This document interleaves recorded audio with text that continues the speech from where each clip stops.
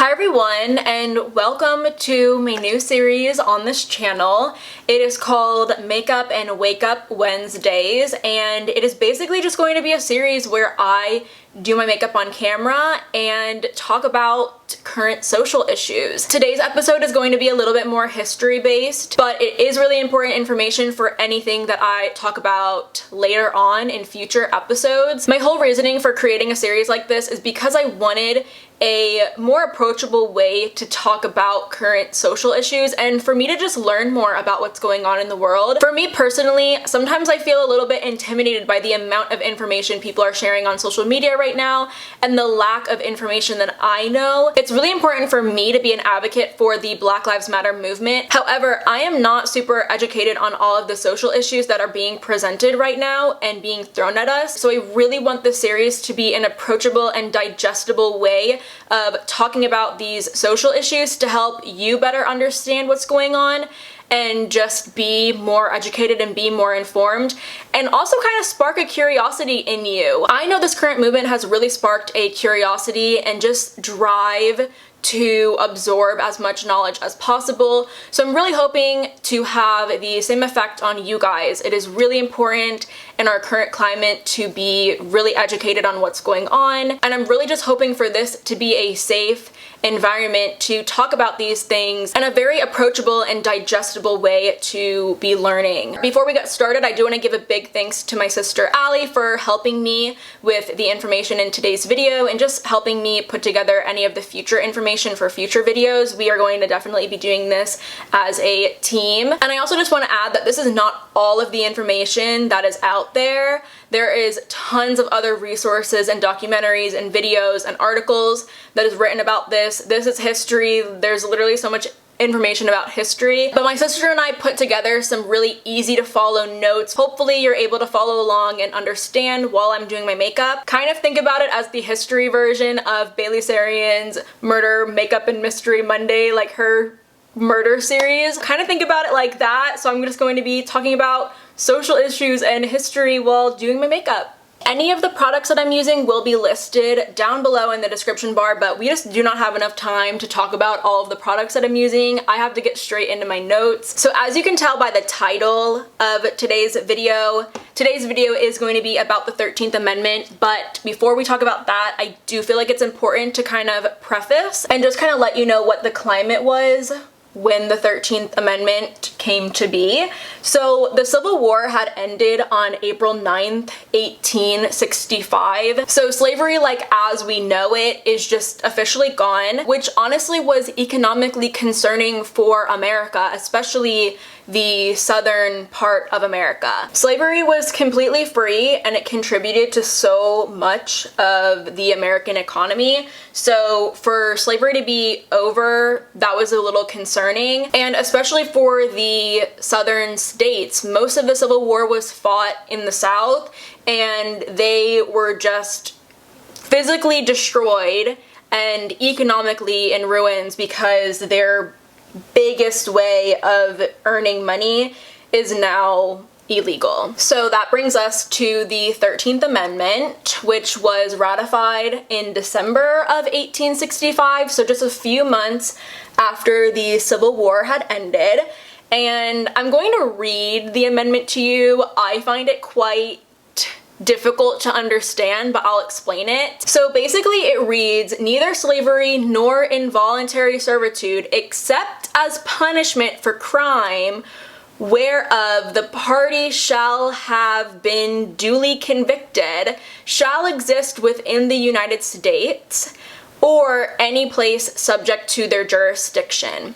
Basically, that means that slavery or involuntary servitude, so like anything that we consider to be slavery, is not allowed except for criminals. So except if you are found to be a convicted criminal, then you are able to do slave work. So that's basically what that is. So because enslaved people were an essential part of the US economy, this was just a loophole for white men to continue having enslaved people, but they're now just called prisoners. So enslaved people are now prisoners. Slave work is now prison labor. So because slavery was such a huge part of the US economy and the 13th Amendment kind of created a loophole to continue that, obviously you can't just then incriminate all of these random people and then call them slaves. However, they kind of did that. So a lot of states adopted what is called pig laws, and basically that just made it so that there were more opportunities to jail people for different crimes, and especially things that were once misdemeanors are now viewed as felonies, so you can serve actual prison time for doing something that was considered once to be a misdemeanor. And this obviously severely impacted the Black community. A lot of pig laws were really only enforced on Black communities. So for example, being unemployed was now illegal. So Black people had to have real jobs or they would be thrown in jail. Loitering is now illegal, so Black people really couldn't even just like hang out in public places without possibly getting arrested. Stealing, which was once a misdemeanor, is now a felony, and these pig laws were really only enforced on Black Americans. So basically these pig laws made it so that white men could imprison Black men for breaking the law and then use prison labor as a punishment, when really they just wanted to continue slavery but reword it to kind of make it seem like they're keeping criminals off the streets, when really Black people weren't doing anything wrong. They were just living their life and getting imprisoned for no reason. So as a result of these pig laws, prisons obviously grew. They especially grew in the South. And there's actually an interesting statistic. So in the 1850s, which is before the Civil War had happened, Alabama's prisons were 99% white, but in the 1870s, which was about 5 years after the 13th Amendment was created, 85% of those prisons were now Black, which just shows you that the 13th Amendment was working and the pig laws were working, and Black people were still getting enslaved, but it was kind of turned around to make it seem like it was for good and they were keeping criminals off the street, and they were kind of using prison labor as a punishment for these criminals. And just as a result of this just furthered white supremacy.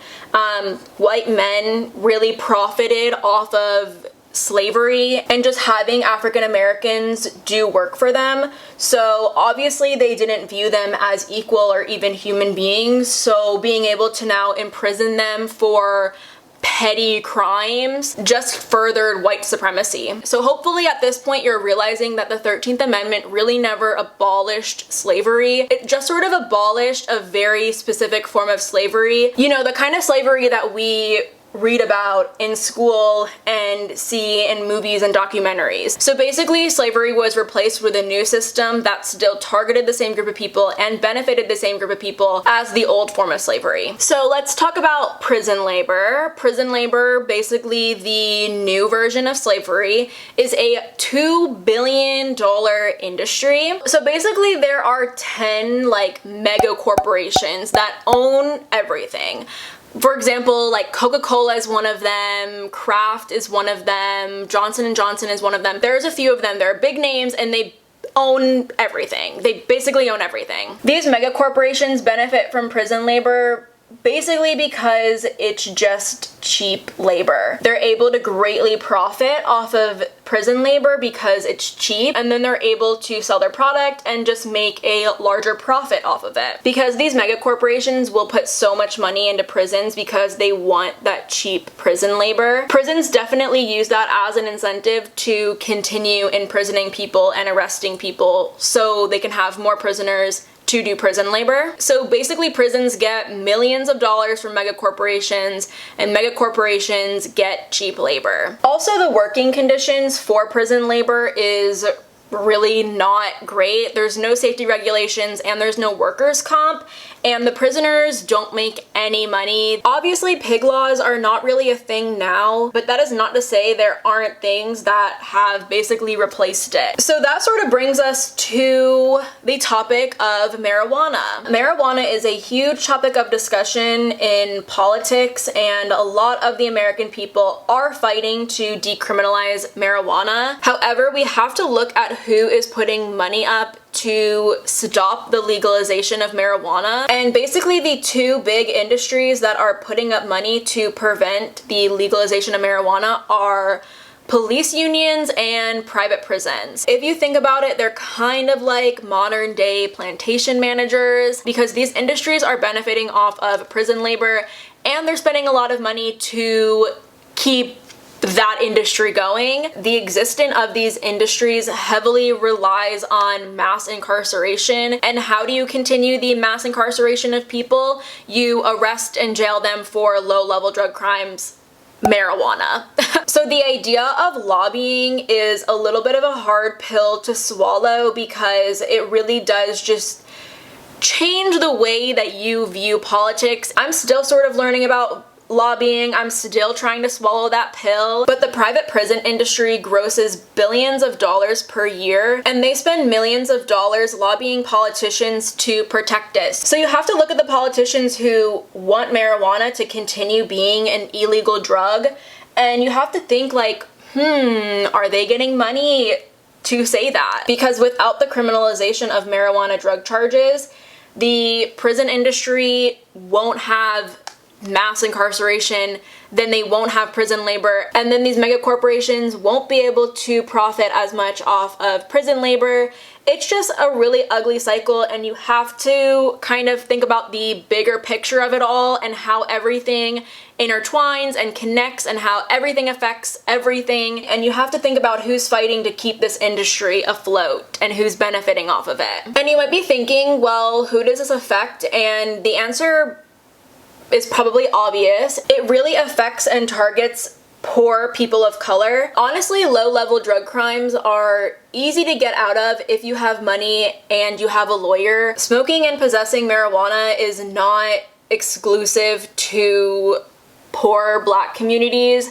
Literally every community does it. It's just a lot of other communities have the money to get out of their charges, or their communities are not heavily policed the way that Black communities are. So basically, to spell it out for you, that's how racism ties into this whole industry. It specifically targets these communities. And it really is sad to think about the fact that two people could be charged for the same exact thing, but one person has to go to prison and perform prison labor just because they weren't able to afford to get out of it. So after hearing all of this information, you might be thinking, oh my god, well, what can I do? Well, if you are able to, you can do something called vote with your dollar. And that just means financially supporting companies who have the same morals and values as you and not supporting companies who don't. So basically just buying from companies who don't support prison labor and avoid companies who do use prison labor. But it is important to keep in mind that this is challenging to do. It really is hard to not purchase household necessities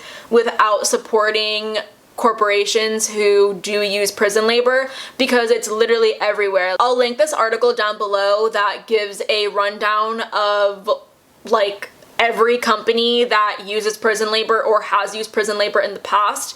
I was shocked reading that list. There are so many household brands that we have in our own house that supports or once supported prison labor. It's kind of crazy. It is really hard to avoid, but I really do encourage you to just be a well-informed consumer. To kind of help you do that, there is a Google Chrome extension called Progressive Shopper that will sort of tell you as you're shopping on different sites whether the company you're shopping at supported Democratic or Republican elections in the past and like what year they supported them. I've personally never used the extension before, but the extension is out there if that is something that you want to look into. And that extension will just help kind of further you become a more informed consumer and also help you put your money in companies that have the same morals and values as you do. I also just want to reiterate that if you're unable to kind of vote with your dollar, don't feel too bad about it, because we do live in a capitalist society that benefits off prison labor, and our society really does just force us to be reliant on it. So, you know, we're all just sort of victims of the society that we live in, and don't beat yourself up about it. This is why this movement is so important. Also, if you're able to, try and shop locally, try and shop from small businesses, and try and shop from people of color owned businesses. So I just spit a ton of information out at you, and you might be thinking, well, what's the solution? I know that this was a lot of information. It might be kind of overwhelming, and it might be all super new ideas to you. I know for me personally, this was a lot of stuff that I had not even thought about before. And because there's so much money in this industry and so much money is used to maintain the industry, it might seem impossible to tackle it and actually do something about it. But things can be done about it. The first and really the most important thing that we can do is mend the amendment so that it reads that slavery and involuntary servitude are hereby abolished, period. None of that slavery is abolished unless you're a criminal, because as I presented to you today, a ton of people are being criminalized for low-level crimes, and this has been happening for decades. And the other solution would be to abolish prisons, the prison abolition movement, and we'll actually talk about that next week, so I'll leave you with a little cliffhanger. But I really want you guys to keep in mind that abolishing prisons also has to do with environmental justice, reproduction justice, gender equality justice, housing, medical care, education equality. All of it is intertwined, and all of it has to do with each other, and racism is ingrained in each and every one of these systems and industries, and that is why this movement is so important. We need to look at the issues that are issues and notice that racism is the reason for a lot of these issues, and we need to do something about it. I'm really excited and hopeful for the future, and I'm really hopeful that this series is going to help you guys better understand what is going on, better understand what you guys can do, and hopefully help you guys feel more confident talking about these social issues, because we need to be talking about them. So I'm going to leave you guys with a couple of final thoughts and takeaways and just some things that you guys should remember leaving this video. One is that the 13th Amendment was created so that people can still continue having slaves and enslaved people. It's just called prisoners and prison laborers, and we've kind of been made to believe that this is society's way of keeping criminals off the street, when in reality, in our modern day society, people are getting criminalized for low-level drug crimes and do not deserve to be in prisons because of it. Pig laws were created to criminalize and police Black communities so that we can have more prisoners, aka slaves. Megacorporations and prisons greatly benefit from prison labor, so there is a demand and a need to house prisoners. So mass incarceration is absolutely a thing, and people who are not actually criminals, they do not belong in jails, are getting put in prisons because there is such a demand for prison labor. And lastly, let the way that you spend your money be your voice. Try and support companies who do not use prison labor. Try and support companies who have the same morals and values as you do. And also try and support local companies. Try and support small businesses, and also try and support businesses owned by people of color. But that concludes my video on the 13th Amendment. Big thank you to my sister Allie for helping me put these notes together. I really hope that you guys enjoyed. I really hope that this was a bit eye-opening for you guys. You guys learned something new. You guys were able to digest the information and understand it in this way. I really want you guys to use the comment section appropriately. Please be kind. Be curious, ask questions, do not shame people for asking questions, answer them appropriately, answer them respectfully, contribute to the discussion. If you felt I left out important information, please feel free to contribute to the discussion and comment your thoughts down below. I'm still learning, we're all still learning, there's so much information out there. Also, if you guys have any questions on the prison abolition movement, leave them down below and I'll hopefully be able to cover them in next week's episode. But I believe that is it for me today. Thank you guys so much for watching me and joining me today. I'll leave a bunch of my sources and just extra resources down below for you guys to further your knowledge. But I will be back next Wednesday for another Makeup and Wake Up Wednesday. If you aren't already subscribed, definitely go ahead and do so, and hopefully I see you next time.